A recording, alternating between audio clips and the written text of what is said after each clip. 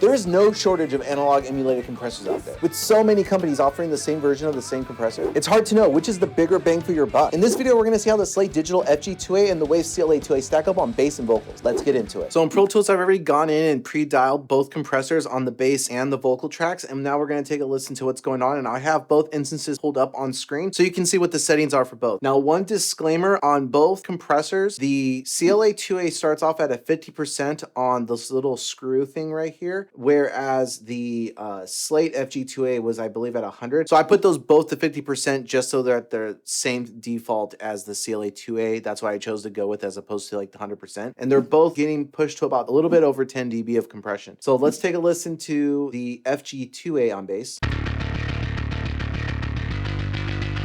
And now the CLA-2A.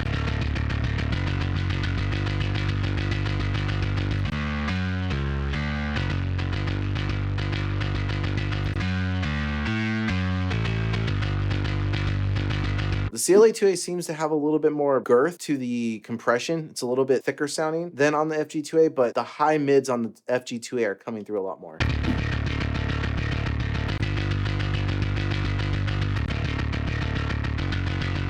The CLA-2A almost sounds scooped.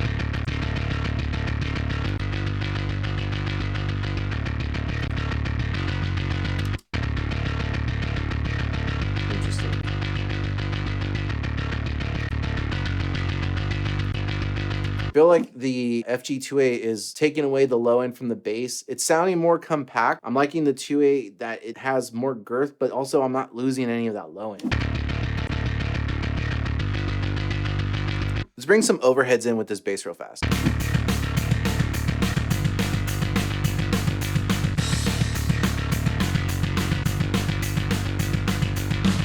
I feel like I'm losing the bass with the FG-2A, whereas the CLA-2A, I still got the bass in there with those overheads.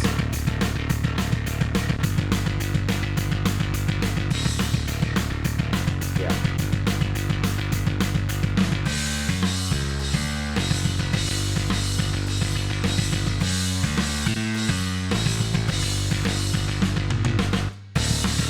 On the chorus.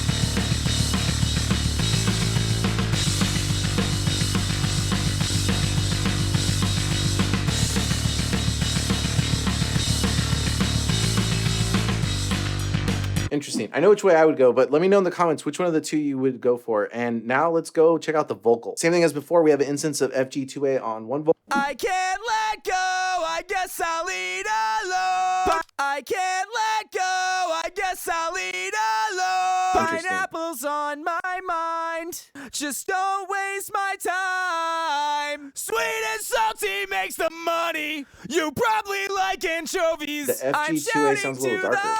I can't let go, I guess I'll eat alone. Pineapples on my mind, just don't waste my time. Sweet and salty makes the money, you probably like anchovies. I'm shouting to the sky, my pride is in this pie.